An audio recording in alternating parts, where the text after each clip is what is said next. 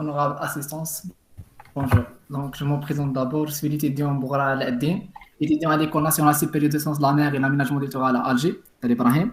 La filière, c'est l'ingénierie de l'environnement à côté. J'ai le plaisir aujourd'hui de présenter le résumé de notre travail de recherche intitulé La cartographie de la bathymétrie des eaux côtières, apport de l'océanographie spatiale. Donc, cette présentation est structurée comme suit.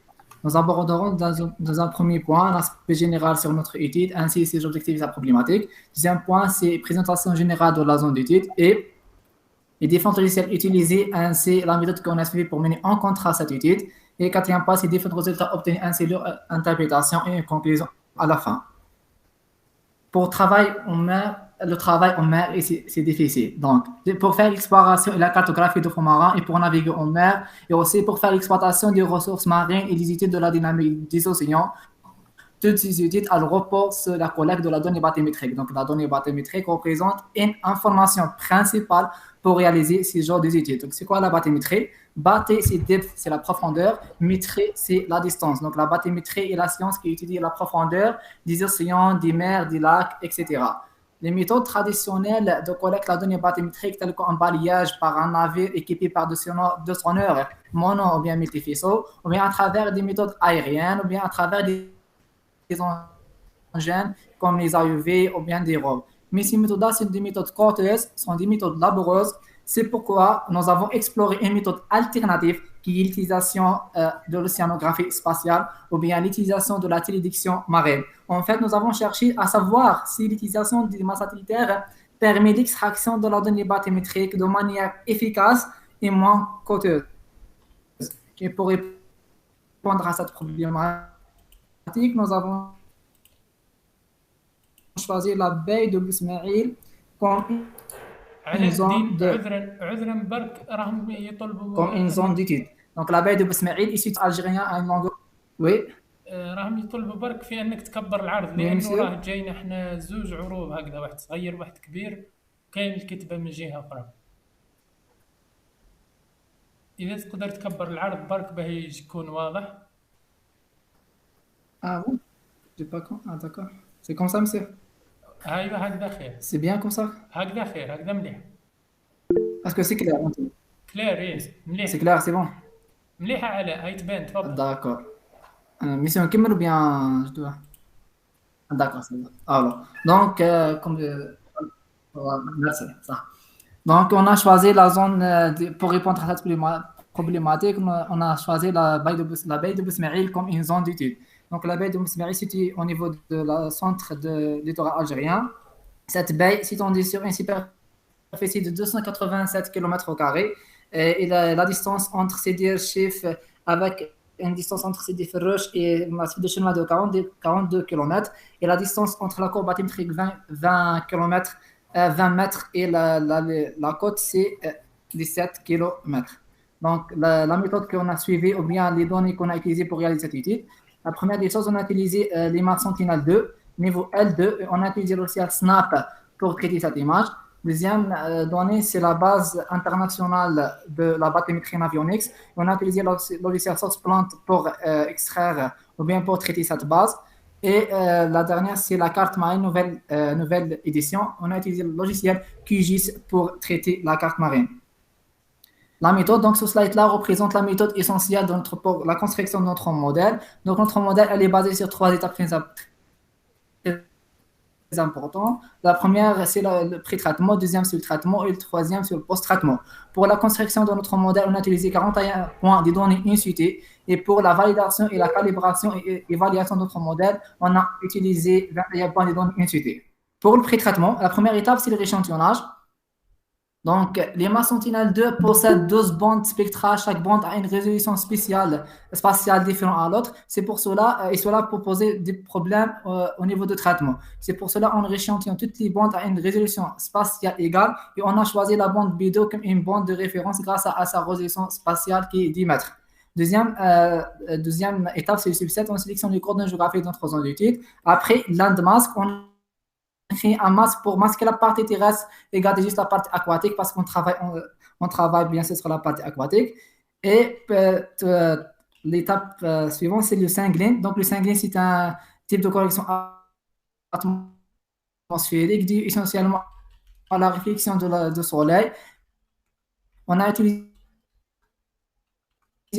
cette méthode utilisée pour élimination de sanguine au niveau des images à haute résolution. Cette méthode elle est basée entre la régression linéaire entre les bandes infrarouges qui est la bande B8 et les bandes visibles qui sont la bande B2, B3 et B4.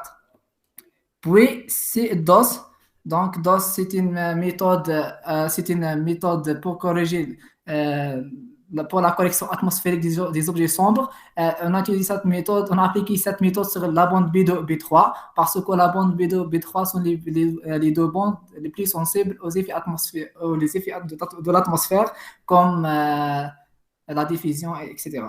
Et pour le traitement, pour l'extraction de la bathymétrie, on a utilisé deux méthodes de référence. La première, c'est la méthode de Stanford de 2003 et la deuxième méthode, c'est la méthode de Headley. Donc, la méthode de Stanford, elle est basée sur la régression linéaire entre la bande B3, B2 et les données incitées qui sont les 41 points. Et voilà l'expression mathématique de la bande de la méthode de Stanford.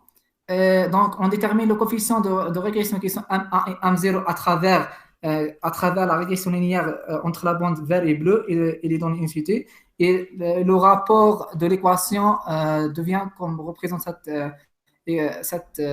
expression mathématique dans le slide. Puis, c'est la méthode de Headley 2005. Donc, la méthode de Headley 2005, elle diffère de la méthode de Stanford par le choix de la bande de référence parce que la méthode de Headley, elle est basée sur la bande B2 sanguine et B3 sanguine. On a utilisé l'outil Empirical Bathymetric Process dans le logiciel Snap pour extraire la bathymétrie à travers la méthode de Headley. Pour post-traitement, enfin, une fois les deux modèles sont construits, on a utilisé pour la validation et la calibration de nos résultats, on a choisi 21 points, des données de contrôle, des points de contrôle plutôt de la carte marine qui est réalisée par le CHFN et 21 points des données de la base Navionics et on a fait une analyse comparative. Et voilà, on a fait une validation et calibration. Et pour analyse comparative, on a utilisé Aerocarré, Aramasu et Amao, des mesures de performance. Et pour la modélisation des fonds marins, on a utilisé la modélisation des fonds marins à partir de 3 modèles et on a utilisé une modélisation à partir des données de la carte marine et on a fait une comparaison pour avoir l'intérêt de notre travail. Pour les résultats de discussion,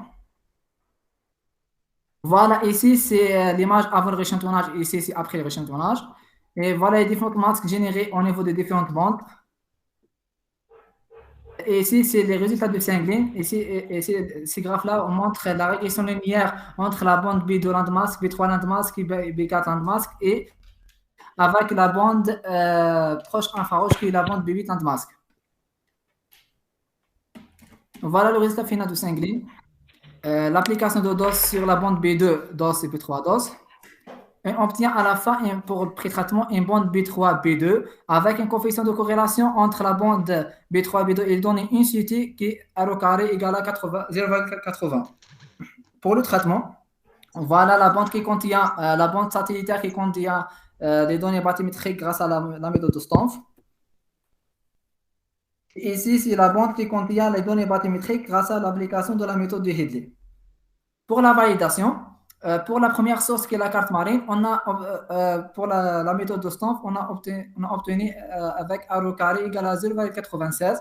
Et là, pour la méthode de Headley, on a obtenu un coefficient de corrélation 0,93. Et pour la deuxième source de conformation qui est Navionics, on a obtenu pour la méthode de Stanford R² égale à 0,87. Et pour la méthode de Headley, on a obtenu R² 0,85.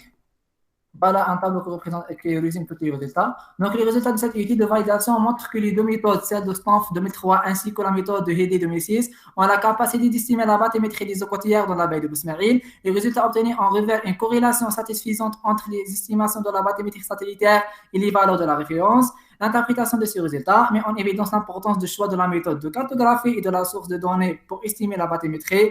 Et bien sûr, la méthode de Stanford a montré des performances légèrement supérieures avec des erreurs moyennes réduites par rapport à la méthode de Headley. En absence des travaux au niveau de notre échelle de la zone, on a comparé nos résultats avec résultats des autres travaux au niveau des différentes régions internationales, comme et c'est le travaux qui est récemment publié en 2023. Il y a un travail qui est publié en 2022 et ici un autre travail qui est publié en 2023 au niveau des résultats pour extraction de la donnée bathymétrique. Et comme une valeur ajoutée, on a fait dans notre travail, on a fait une modélisation de fonds marins à partir de données de la carte marine. Et on a fait aussi une modélisation de fonds marins à partir de notre modèle. On remarque ici que la modélisation, grâce à notre modèle, permet de donner des détails sur un détail sur le fond marin. Elle est moins, comment dire, elle est plus détaillée que, voilà, elle est plus détaillée que la carte marine, les données de la carte marine. Et on a réalisé un cas de la bathymétrie de la baie de Besmaïl grâce à l'application de notre modèle. Et finalement, voilà, ici, à gauche, c'est la carte marine de la donnée bathymétrique réalisée par Service hydrographique de force navale. Cette carte-là, c'est l'application de notre modèle. On remarque que cette carte, elle n'est pas riche de la donnée bathymétrique, mais à droite, c'est après l'application de notre modèle, on remarque qu'elle est riche maintenant de données bathymétriques, qu'on voit ici 11, 14, 13 et tout ça. En conclusion, cette étude sur la bathymétrie dans les eaux côtières peu profondes de la baie de Boutmeri a démontré la pertinence de la modélisation de fonds marins à partir des données satellitaires. Les résultats ont mis en évidence la qualité et la fiabilité d'une part des données Sentinel-2 et de l'autre part la précision des méthodes utilisées. Offre ainsi de nouvelles perspectives pour la cartographie et la surveillance des fonds marins de faible profondeur le long de la côte algérienne. Finalement, cette recherche présente une étape importante de l'utilisation de la bathymétrie satellitaire pour la cartographie de fonds marins le long de la côte algérienne. Toutefois, elle appelle à des efforts contenus et une collaboration soutenue afin de développer et d'appliquer des solutions novatrices pour la préservation de nos écosystèmes marins et la gestion durable de nos eaux côtières. L'accès à des données in situ permettra d'enrichir et d'améliorer la précision des modèles afin de faire valoir cette recherche opérée de nos pairs et deuxième point, de mettre en application ce travail dans le secteur socio-économique. Et finalement, merci pour votre attention. يعطيك الصحة علاء، بارك الله فيك. شكرا على هذا العرض القيم، يعطيك الصحة. نروح بارك الله مباشرة فيك. للعرض اللي بعده. إذا راه كشما واحد من تاع الفترة المسائية حاضر باه ما نقعدو باه ما نستناوش.